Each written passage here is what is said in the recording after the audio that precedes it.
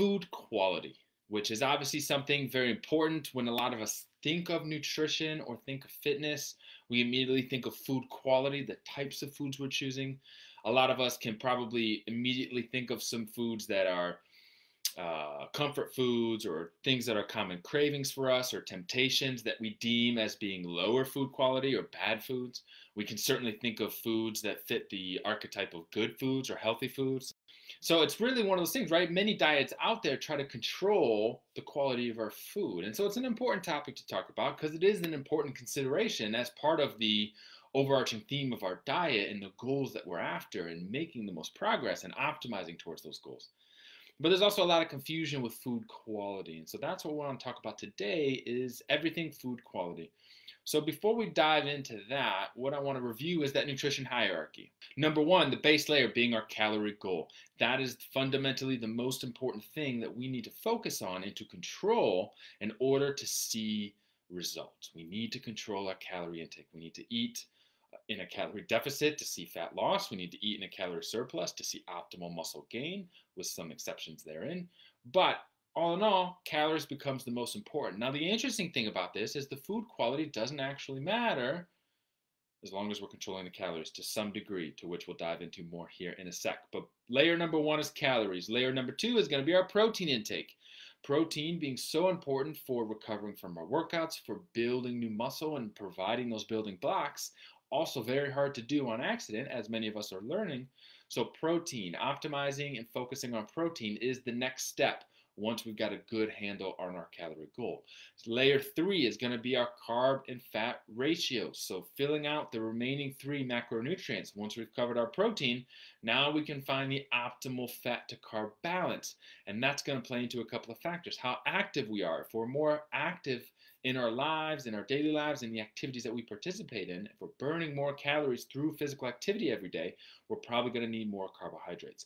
Vice versa, if we're less active, if we, outside of our workouts, just work a desk job, or we're not moving very much in our spare time, then lower carbohydrates is probably going to be a little more optimal for us. It's going to allow us to be more satisfied, not as hungry. We're not going to need as much of that rapid energy from the intensity of our day. Sometimes it's preferential. Some people prefer lower carbs because they control their appetite better. Others, if they're not eating a good amount of carbohydrates, are just going to be starving all day. The fats and the protein alone is not going to leave them satisfied. And so we need to work in more carbohydrates. So that can factor into that. So carbs and fats is layer number three.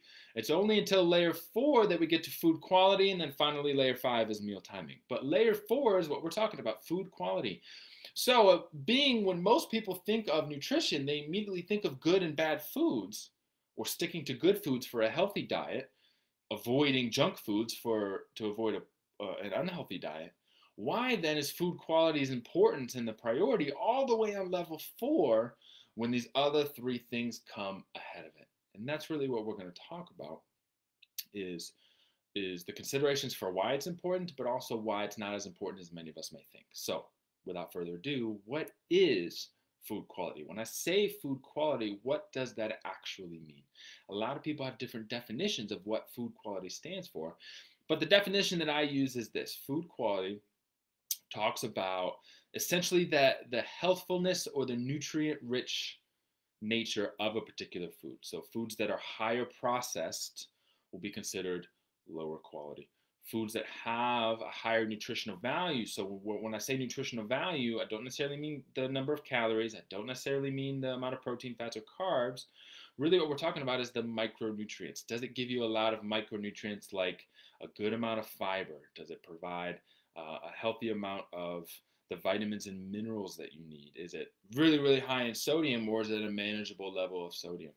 So those smaller nuanced things with nutrition. Yes, if it's super high fat and super high in sugar, that can be an indication of the food quality of that item. But more or less, we're talking about more of the minutia of that particular food. Really, how processed is it and how much nutrients does it actually provide you in the grand scheme of all the things you're doing? But it's also a little bit contextually based too in terms of food quality. Contextual in the sense of what are your goals? So if your goals are to lose weight, then some foods that we might sometimes deem as being unhealthy, something that's a little more processed, something that's that's got a little less nutritional value, if it allows you to protect your calorie goal, if it allows you to hit your protein, even if it's a little more processed, if it helps you get closer to your goal in the context of your lifestyle, the unique challenges of work and your scheduling and errands that you're running every day and activities that you have, if something that's a little bit higher process allows you to be better successful at controlling your calories and thus see your weight loss, in that sense, then the food quality is going to be a little higher than we might talk about if our main goal is just health and longevity, being that we're trying to maximize nutritional value. Not necessarily in the sense that obviously if we're trying to lose weight, everyone's underlying goal is health and longevity, but are we really focused on those nuances of the nutrition, of the micronutrients, the vitamins, the minerals, trying to get that all balanced out? Okay, so by definition, that's what I mean of food quality. Inherently, it's not an easy definition. It is contextual. It's a little bit fluid, but for the purposes of this conversation, we can consider it being the amount of how processed it is, how much nutritional value in terms of those vitamins and minerals and other nutrients it provides for you in the scheme of being successful at your particular goals at that time. Okay, now, if calories, protein, carbs, and fat are all a higher priority for body composition change, does that mean food quality really matters? And when it comes to losing weight, as I just kind of alluded to, it really doesn't matter as much as we think. Okay? The reality is you can eat a lot of high processed foods as long as you stay within your calories, and you will see weight loss success. In fact, they did a study on this. It was called that, two studies. One was the ice cream diet and one was the Twinkie diet, where there was a nutrition professor who put himself on a diet controlling his calories, not even really worrying about protein, although he did supplement with protein shakes. But aside from those protein shakes, all he ate to meet his calories in both scenarios was ice cream or a Twinkie. Two different professors, two different experiments. One person only ate ice cream, the other person only ate Twinkies, supplementing with some protein powder, keeping their calories controlled. And in both scenarios, over the span of 8 weeks, 8 to 12 weeks, they lost upwards of 20 pounds, okay, on that diet. Their blood levels were healthy. Everything was fine. They essentially, if you just looked at the results of that program, you would have assumed they were eating fruits and vegetables and lean proteins and all the things we typically think of as healthy and being of higher food quality, when in reality, he was essentially just eating junk food. Now, what that shows is that the priorities of controlling your calorie really does play the biggest role into whether or not you're going to lose weight. If you control the calories, regardless of the food quality, you will be able to see progress. Now, that is actually great news, and here's why. It means that if we follow that nutrition hierarchy, calories, protein, carbs, fats, food quality, meal timing, and we work to optimize them all, but we never lose sight of what's more important than others, it means we now have the freedom and the flexibility to work in some of our favorites, otherwise deemed unhealthy foods, into a regular part of our life. It means we don't have to restrict ourselves of bad foods. It means if we want to go get an ice cream every now and again with our family, we can do that. As long as we control the calories, we try to make sure we still hit our protein. Even though the food quality may not be the greatest, we can still control our body weight. We can still live a relatively healthy lifestyle for all the reasons that matter to us. So that's the good news of this reality of food quality not being as important as we think. It means we don't have to pressure ourselves to be perfect with our diet and the food choices that we make all the time. Okay, so that's the good news.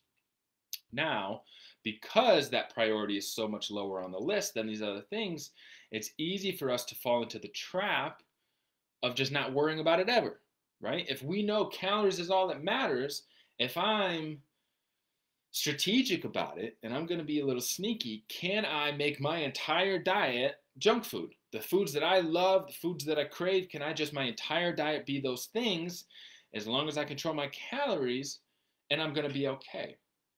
Well, the short answer is yes. If you can make the calories work, you probably could do that. But here's where food quality comes into play. Inherently, we will physically feel worse eating more highly processed, more of those typical junk foods, very high sugar, very high sodium, very high processed, and very little nutritional value in terms of those other micronutrients, vitamins and minerals.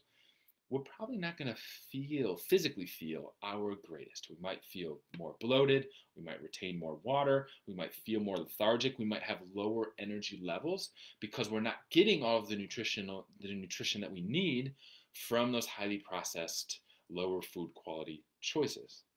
So this is where that nuance comes into play, where maybe food quality does actually play a very serious role in our diet. Okay, for weight loss, it doesn't really matter, but for feeling and optimizing our performance and feeling our best, food quality now does play a role. It plays an important role because if we have less processed, more wholesome fruits, vegetables, lean proteins, things that have a lot of vitamins and minerals, things that don't have an exorbitant amount of sugar in one go, an exorbitant amount of sodium in one go. If we can eat a balanced, wholesome diet as much as possible, we're going to feel our best. We're going to reap the benefits of controlling our calories and hitting our protein. And in many ways, it's probably going to make it a lot easier to do so. But we are going to feel physically better. We're going to have more energy. We're going to sleep better. We're not going to retain as much water. We're not going to be bloated. We're probably going to have more mental clarity. Those foods do provide a benefit that we do ultimately want. So ignoring the quality of our food is not the most optimal way to go about it. But we certainly don't want to overemphasize the importance of food quality before we've reached a point in our journey where we can have the mental space to worry about those concerns. Because if we're focused on food quality, if we just eat healthy diets, a lot of people who fall into like a paleo type diet where it's really the restrictions for a paleo diet is nothing processed, nothing that our pre-agriculture ancestors didn't have access to. So a lot of vegetables, a lot of fruits, a lot of meats and lean proteins and things like that. That's fantastic, right? It's a very wholesome diet. But if we think that high food quality means we don't have to worry about calories anymore, that's where we fall into trouble because people eating a healthy diet can overeat their calories and thus not see the results that they want. Even though everything you might be eating is super high quality and very healthy, if you're not protecting the calories, you are not going to see the results. Okay, so there is a balancing act here. We want to worry about food quality to feel our best, but we don't want to do so at the expense of the things that matter more for results: calories, protein, carbs, and fats. Once we master those first three layers, then we can start to really hone and refine the food quality choices that we're making to then round out that approach to what we're doing.